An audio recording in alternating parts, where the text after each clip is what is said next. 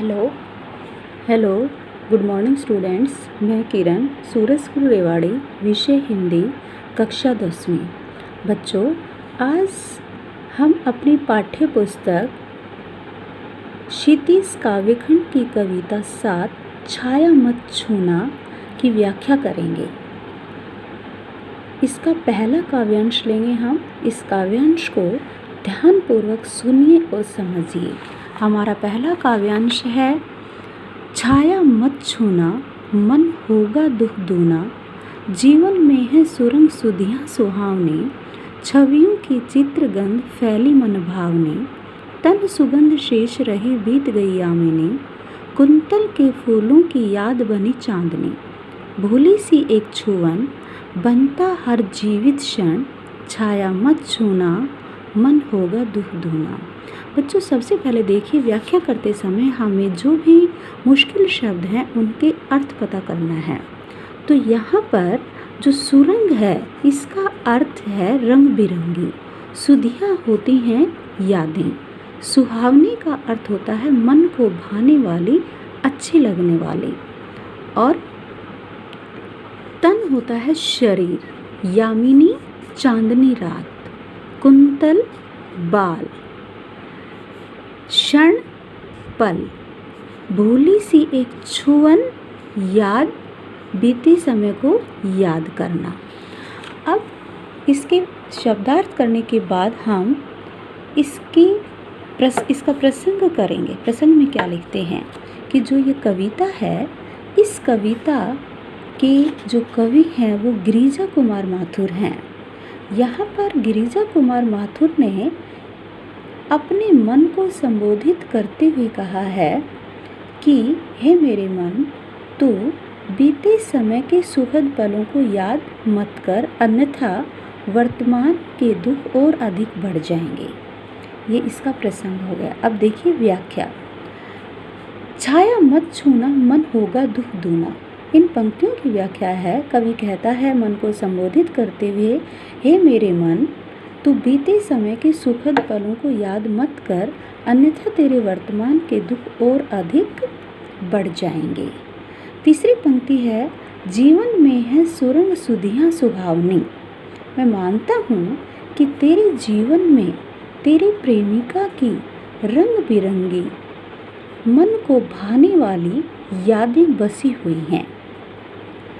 छवियों की चित्रगंध फैली मन भावनी, और उसके सौंदर्य के जो चित्र थे वो आसपास फैले हुए हैं।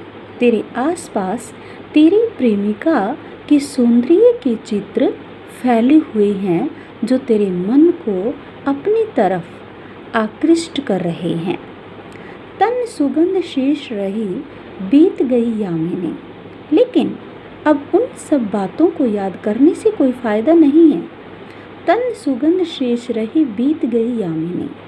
जिस चांदनी रात में तू अपनी प्रेमिका के साथ मिलता था, प्रेमिका के साथ सुखद पलों का अनुभव करता था, वो चांदनी रात अब बीत गई है। तन सुगंध शेष रही। अब तो तू केवल अपनी प्रेमिका के शरीर की गंध मात्र को ही महसूस कर सकता है, अनुभव कर सकता है, वो तेरे पास नहीं है। कुंतल के फूलों की याद बनी चांदनी। इस चांदनी रात में तू अपनी प्रेमिका के बालों में लगे हुए फूलों को देखकर बहुत अधिक खुश होता था, लेकिन अब वो सब भी तेरे पास नहीं है, उनकी केवल याद बची हुई है। भूली सी एक छुअन बनता हर जीवित क्षण। ये भी पता है कि तू जब उसको पल भर के लिए याद करता है तो वो पल तेरे लिए अत्यंत महत्वपूर्ण बन जाता है। तुझे अत्यंत सुख का अनुभव होता है, लेकिन जब तुझे पता चलता है कि अब वो सब तेरे पास नहीं है, तो उनको याद करके तेरा जो वर्तमान का दुख होता है वो और अधिक बढ़ जाता है, क्योंकि तेरी प्रेमिका तुझसे दूर चली गई है, बिछुड़ गई है। तो छाया मत छूना मन होगा दुख दूना। हे मेरे मन, तो बीते समय के सुखद पलों को याद मत कर, क्योंकि अब तेरी प्रेमिका तेरे पास नहीं है। यदि तू उसको याद करेगा तो तेरे वर्तमान के दुख और अधिक बढ़ जाएंगे। अब इसके काव्य सौंदर्य को सुनिए। इसका काव्य सौंदर्य क्या है, इसमें हम क्या क्या करेंगे। काव्य सौंदर्य में अब देखिए, जैसे आपने देखा सुरंग सुधियाँ सुहावनी, यहाँ पर अनुप्रास अलंकार है। अनुप्रास अलंकार इस काव्यांश में है। कवि ने मुक्तक छंद का प्रयोग किया है, संस्कृत के शब्द लिए हैं। जो इसकी भाषा है वो ज़्यादा मुश्किल नहीं है, सरल सहज भाषा का प्रयोग है। वियोग श्रृंगार रस है। कवि की प्रेमिका कवि के पास नहीं है, वो उससे दूर हो चुकी है, अतः यहाँ पर वियोग श्रृंगार रस है और प्रसाद काव्य गुण है।